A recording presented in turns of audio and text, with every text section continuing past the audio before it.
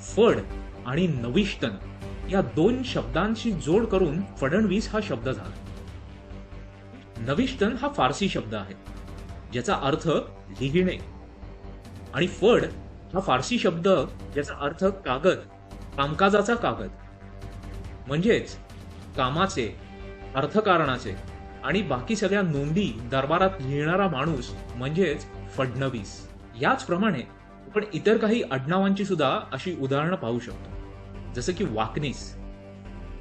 वाकाई नवीस हे पद होतं. वाका हा सुद्धा फारसी शब्द आहे ज्याचा अर्थ बातम्या. राज्यातल्या अंतर्गत बातम्या राजापर्यंत पोहोचवणारा, ते लिहून कळवणारा माणूस म्हणजे वाकाई नवीस. त्याचा पुढे झाला वाकनीस. त्यानंतर कारखानीस.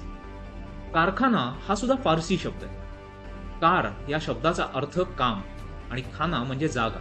त्यामुळे कारखाना, जिथे काम होते तो कारखाना. एक कारखान्यातल्या सगळ्या आर्थिक गोष्टी सांभाळणारा, तिथल्या नोंदी लिहिणारा कारखानवीस म्हणजेच कारखानीस. त्यामुळे राज्यातल्या कारखाना सांभाळणारा माणूस होता, त्याचं पद होतं कारखानवीस म्हणजेच कारखानीस. त्यानंतर चिटणीस.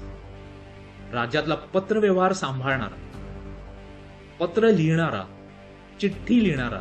त्यामुळे चिठ्ठी नवीस म्हणजेच चिटणीस.